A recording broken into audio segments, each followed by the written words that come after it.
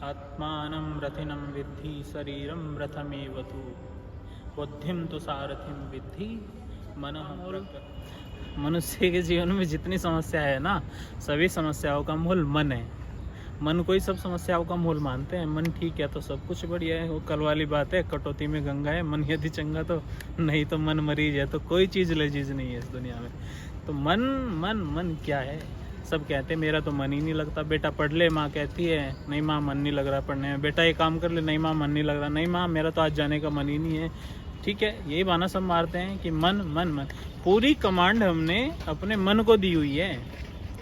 अब मन ऐसी क्या चीज़ है जो हम सारी कमांड उसी के हाथों में दे देते हैं। हम इसका मतलब हम कुछ है भी नहीं, हमारी कोई वैल्यू नहीं है, हमारा कोई मूल्य ही नहीं है। ठीक है, सब कमांड सब मन के हाथ में रख देते हैं। मन जैसे मर्जी चलो।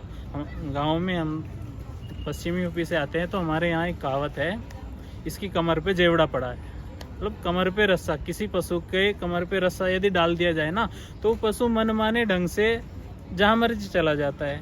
और यदि उसका रस्सा पकड़ के रखता है पशु का मालिक, तो अपने तरीके से उसको इधर उधर चलाता है। हम भैंसा बुग्गी में जैसे घास वास लाते हैं, तो वही होता है,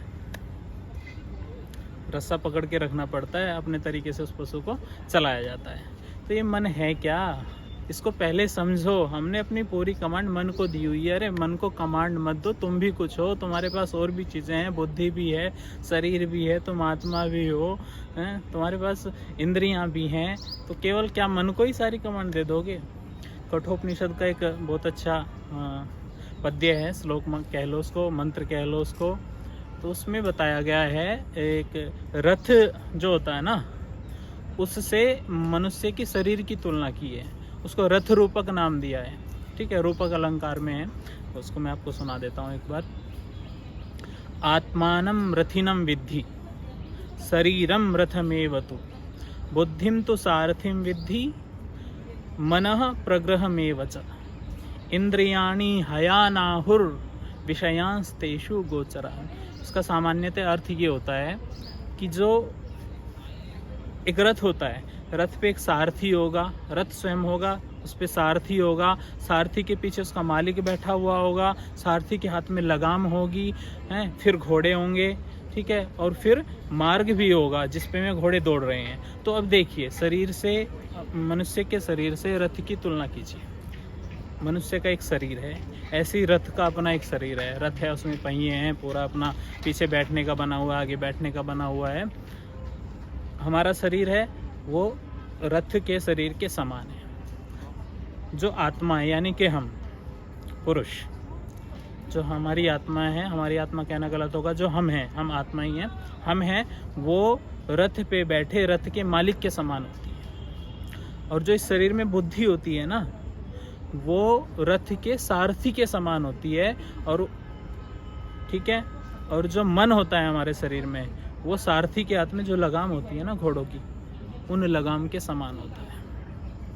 मनः प्रग्रहमेव च कहा गया है। आत्मानं रथिनं विद्धि, कि आत्मा रथी है जो रथ पे सवार है। शरीरम रथमेव च, और शरीर रथ के समान है। बुद्धिम तो सारथिम विद्धि, बुद्धि सारथी के समान है। मनः प्रग्रहमेव च, प्रग्रह लगाम, लगाम के समान है। इंद्रियाणि, और जो हमारी पांचों इंद्रियां हैं ना, आँख नाक कान पायुपस, 10 इंद्रियां हैं। एक गैर भी, मन भी, उभय इंद्रिय बोला जाता है। जो 10 की 10 इंद्रियां हैं ना, वो घोड़ों के समान होती है। ठीक है, और फिर जो मार्ग होते हैं ना, मार्ग, जिस मार्ग पे घोड़े दौड़ रहे हैं, वो होते हैं विषय, विभिन्न विषय व्यापार। ठीक है, जैसे रूप रस गंध स्पर्श, ये सब विषय होते हैं, और इन पे हमारी ज्ञानेंद्रिया कर्मेंद्रिया इन्हीं पे दौड़ती हैं। वैसे ही घोड़े मार्ग पे दौड़ते हैं, वो विषयों के समान होते हैं। तो यहाँ ये बात देखिए, हमने अपना सारा कंट्रोल मन को दिया हुआ है। मन के कंट्रोल में तो कुछ भी नहीं होना चाहिए, जबकि रथ का मालिक रथी है, यानी कि आत्मा है। ठीक है, उसके बाद सारथी है, यानी कि बुद्धि है। रथी यानी कि आत्मा सारथी को आदेश देता है, आत्मा बुद्धि को आदेश देता है, मन उस अनुसार चलता है। वैसे ही सारथी लगाम हाँकता है, और वैसे ही घोड़े उसी तरफ जाते हैं। जैसे आत्मा आदेश बुद्धि को देगी, बुद्धि मन को अपने अनुसार चलाएगी। जैसे मन चलेगा, उसके अनुसार फिर हमारे घोड़े यानी कि हमारी इंद्रियां चलेगी। तो ये प्रोसेस ये प्रोसेस रहना चाहिए हमारा, जबकि हम उल्टा उल्टा कर देते हैं। सबसे पहले हम मन को खुला छोड़ देते हैं, लगाम को इंद्रियों के, घोड़ों के ऊपर डाल देते हैं, जाओ भागो। ना बुद्धि का यूज़ करते, ना हम अपनी कुछ भी मानसिकता रखते, लगाम को छोड़ दिया घोड़ों के ऊपर और भाग रही है, इधर उधर उधर विषयों में फंस रही है, इधर उधर जो मन चाहा मार्ग उसको मिला घोड़ों को। जब सारथी लगाम को घोड़ों के ऊपर डाल देगा फिर तो घोड़े दूर तक भागेंगे, कोई इधर भागेगा, कोई इधर भागेगा, सब अपने अपने विषय, जिसको जो विषय प्यारा है वो उस विषय में भागेगा।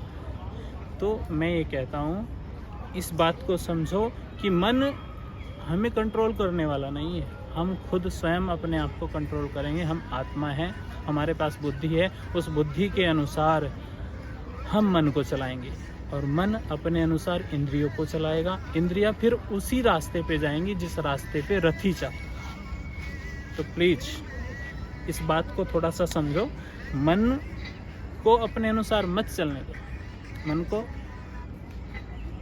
अपने अनुसार चलाइए, आत्मा के अनुसार चलाइए, बुद्धि के अनुसार चलाइए। ये छोटी सी बात।